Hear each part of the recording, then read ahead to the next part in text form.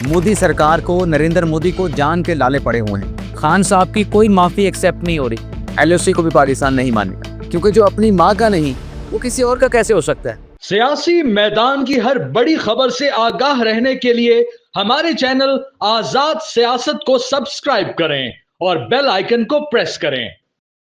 बिस्मिल्लाहिर्रहमानिर्रहीम। नाज़रीन अस्सलाम वालेकुम। आज़ाद डिजिटल के साथ मैं हूँ इमरान हुसैन। नाज़रीन, प्रोग्राम में एक तो हम बात करेंगे जो सुप्रीम कोर्ट की जानिब से मखसूस नशिस्तों के केस में आज जो फैसला सुनाया गया है, इस फैसले की तफसीलात, आज की अदालती कार्रवाई का अहवाल आपके साथ हम शेयर करेंगे। दूसरा हम बात करेंगे जो पाकिस्तान की जानिब से मोदी सरकार के लिए खतरे की घंटी बजाई गई है। पाकिस्तान ने भारत के लिए जहां खतरे की घंटी बजाई है, वहीं अमेरिकी सरकार ने नरेंद्र मोदी के ताबूत में एक और कील ठोंक दिया है। यानी मोदी का ताबूत एक ऐसा ताबूत बन के सामने आया है जिसमें बार बार कीलें ठोकी जा रही हैं। भारत में जो आवाज़ उठ रही है कि ये सीज फायर क्यों हुआ, और इस इल्ज़ाम से जो मोदी सरकार जान छुड़ाना चाहती है वो जान नहीं छूट रही। मोदी सरकार अगर कहती है कि सीज फायर में अमेरिका का कोई किरदार नहीं था, अमेरिका का ताल्लुक नहीं, अमेरिका का वास्ता नहीं, सीज फायर की दरख्वास्त पाकिस्तान ने की थी, पाकिस्तान उसका जवाब देता है कि हमारा सीज फायर के साथ क्या ताल्लुक है। हमें तो अमेरिकन जो फॉरेन मिनिस्टर हैं उनका फोन आया था कि भारत सीज फायर के लिए तैयार हो चुका है, आप बताएं कि क्या आप सीज फायर करेंगे, अगर भारत तैयार है तो क्या आप तैयार हैं। तो पाकिस्तान का मौक़िफ़ बड़ा वाज़ेह है कि अमेरिका से टेलीफोन कॉल पे हमारा ये जवाब था, पाकिस्तान का ये जवाब था कि अगर भारत पहल दोबारा नहीं करता तो पाकिस्तान भी जंग को आगे नहीं बढ़ाएगा, तो सीज फायर हो जाता। सीज फायर का ऐलान डोनाल्ड ट्रंप अपने ट्वीट के जरिए करता है, लेकिन जब डोनाल्ड ट्रंप का ट्वीट आता है उसके बाद इंडियन जो एक्सटर्नल अफेयर के जो सेक्रेटरी हैं वो भी कहते हैं कि सीज फायर हो चुका है। तो भारत में इस पे बड़ा शोर उठता है। मोदी सरकार जिसकी एक हवा चल रही थी पूरे इंडिया में, मोदी मोदी हो रहा था, नरेंद्र मोदी, न जाने क्या क्या उसकी तारीफें हो रही थी, अब वहां पे मोदी सरकार को, नरेंद्र मोदी को जान के लाले पड़े हुए हैं।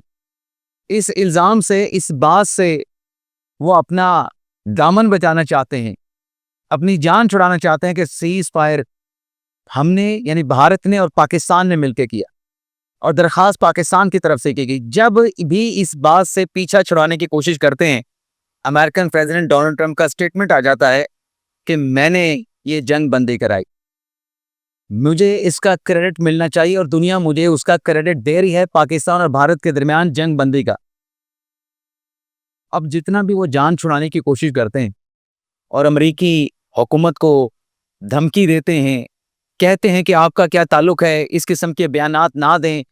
ट्रंप जो है वो भारत के अंदरूनी मामलात के हवाले से क्यों बयानात दे रहे हैं, डोनाल्ड ट्रंप एक और बयान दाग देते हैं कि हमारी फैसिलिटेशन से, हमारी इन्वॉल्वमेंट से ये जंग जो है इसका खात्मा हुआ है।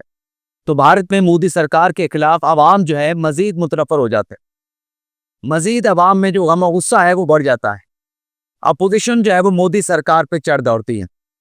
एक तरफ तो मोदी सरकार को इस किस्म के हालात का सामना है कि डोनाल्ड ट्रंप मोदी के ताबूत में कील ठोके जा रहे हैं, लेकिन उनकी जान नहीं छूट रही। दूसरा आप ये देखें कि डोनाल्ड ट्रंप ने पाकिस्तान की लीडरशिप के विजन का भी एतराफ़ किया है।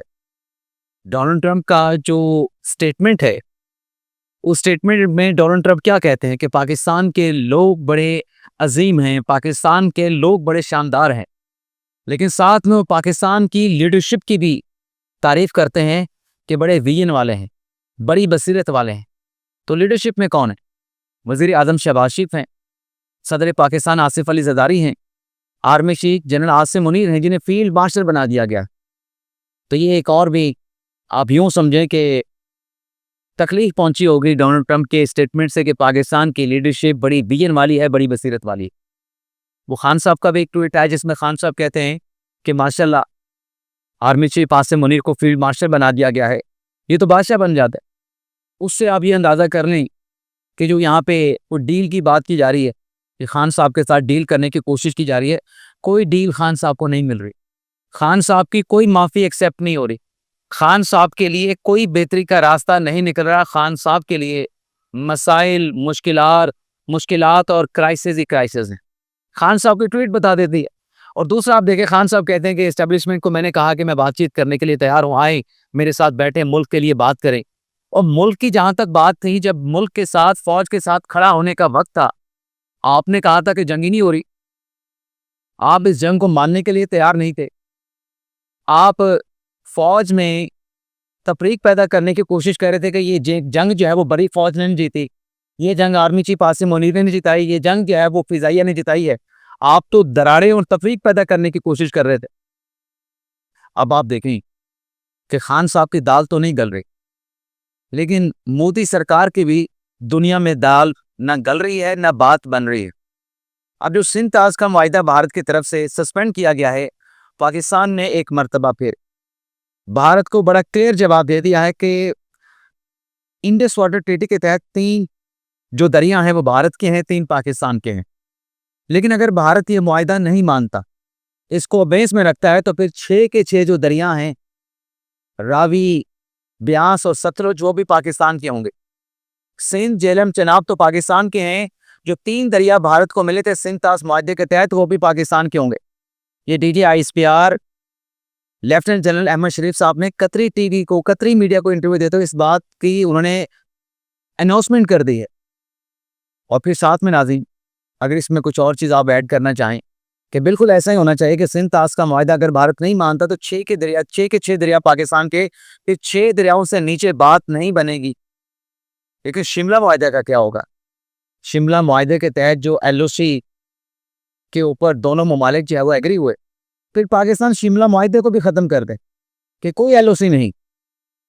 फिर जिसके पास ताकत होगी वो अपनी LOC खुद बना लेगा कि लाइन ऑफ कंट्रोल जो है वो मकबूजा जम्मू कश्मीर, आज़ाद कश्मीर के माबैन है, या फिर लाइन ऑफ कंट्रोल जो है आज़ाद कश्मीर, जम्मू कश्मीर के पार जाके भारत की सरहद के साथ LOC होगी।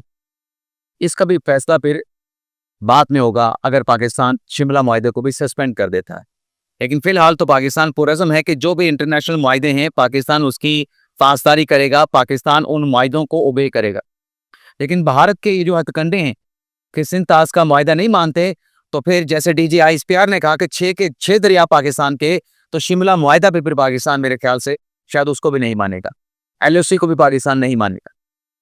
इसके अलावा नाज़रीन, मखसूस नशिस्तों के केस की जो समाअत हुई है, आज की अदालती कार्रवाई में जो बेंच के ऊपर एतराज़ात उठाए गए थे सुन्नी इत्तेहाद कौंसिल के वकला की तरफ से कि ये बेंच इस केस को ना सुने, इसमें 11 रुकनी बेंच है, 2 जज छोड़ गए हैं, दोबारा से 13 रुकनी बेंच बनाया जाए और 12 जुलाई का फैसला देने वाला जो बेंच है, उन जजेस को इस बेंच में दोबारा शामिल किया जाए। और एक दरख्वास्त थी कि 26वीं आईनी तरमीम का फैसला होने तक आप नजरसानी की दरख्वास्त को प्रोसीड ना करें। पहले 26वीं तरमीम के खिलाफ दायर की गई दरख्वास्तों का फैसला करें, फिर मखसूस नशिस्तों की नजरसानी दरख्वास्त का फैसला करें। तो आज अदालत ने ये तीनों दरख्वास्तें सुन्नी इत्तेहाद कौंसिल की मुस्तरद कर दी। और ये 3 दरख्वास्तें मुस्तरद करने के साथ एक जो रिलीफ सुन्नी इत्तेहाद कौंसिल को मिला है, वो ये है कि जो लाइव स्ट्रीमिंग की एप्लीकेशन थी सुन्नी इत्तेहाद कौंसिल की, कि चूंकि ओरिजिनल जो प्रोसीडिंग थी उसकी भी लाइव स्ट्रीमिंग हुई थी, तो नजरसानी की जो समाअत है वो भी लाइव दिखाई जाए। तो अदालत ने इस हद तक जो है सुन्नी इत्तेहाद कौंसिल की दरख्वास्त को अलाउ कर दिया है। तो PSA जो मखसूस नशिस्तों की 12 जुलाई के फैसले के खिलाफ जो समाअत होने जा रही है, PSA उस समाअत को यूट्यूब चैनल पे, सुप्रीम कोर्ट के यूट्यूब चैनल पे उसकी लाइव स्ट्रीमिंग की जाएगी। और आज IT डिपार्टमेंट को इस हवाले से तमाम इंतजामात मुकम्मल करने का हुक्म दे दिया गया है। जाते जाते नाज़रीन बात कर लेते हैं, एक साफ़ी तो मैं नहीं कहना चाहता, एक शख्स हैं, पाकिस्तानी भी उसको मैं नहीं कहना चाहता, मोहित पीरज़ादा, जो कभी पाकिस्तान में थे, नवाज शरीफ की डिस्क्वालिफिकेशन के ऊपर विक्ट्री के निशान बनाते थे। नवाज शरीफ की पनामा केस में नाअहली पर वो अपने दोस्तों को, अपने प्रोग्राम की टीम को बड़े खाने खिलाया करते थे, दावतें किया करते थे। अब वो अमेरिका में गए हुए हैं, पाकिस्तान से फरार हो गए और पाकिस्तान के खिलाफ प्रोपेगेंडा करते हैं, पाकिस्तान के कौमी सलामती के इदारों के खिलाफ प्रोपेगेंडा करते हैं, पाकिस्तान की अफवाज के खिलाफ प्रोपेगेंडा करते हैं। अब इसकी वजह क्या है नाज़रीन? वजह नाज़रीन वो डॉलर्स हैं जो पाकिस्तान के खिलाफ प्रोपेगेंडा करके मोहित पीरज़ादा कमा रहे हैं। मैंने इसलिए अपने प्रोग्राम के आगाज़ में कहा कि इस शख्स को साफ़ी भी नहीं कहा जा सकता, इस शख्स को पाकिस्तानी भी नहीं कहा जा सकता, क्योंकि जो अपनी माँ का नहीं, माँ का मतलब धरती माँ, वो किसी और का कैसे हो सकता है। अब वहां पे बैठ के जो उसने प्रोपेगेंडा किया, लाखों डॉलर उसने कमाए। आज उसकी आमदन के हवाले से फखर दुरानी साहब ने खबर दी है, साफी ने, कि नामालूम जराए से करोड़ों रुपए की मोहित पीरजादा की आमदन है। पाकिस्तान से फरार होने के बाद बरतानिया जाते हैं, बरतानिया से वो अमेरिका जाते हैं, और वहां पे वो करोड़ों रुपए, 32 करोड़ पाकिस्तानी अमाउंट का अमेरिका में वहां पे घर खरीद लेते हैं। और पाकिस्तान से उनकी कोई ट्रांजैक्शन नहीं, यहाँ से पैसा अमेरिका भिजवाने का। तो ये मोहित पीरजादा को पैसे कौन दे रहा है, ये सवाल उठाया फखर दुरानी ने।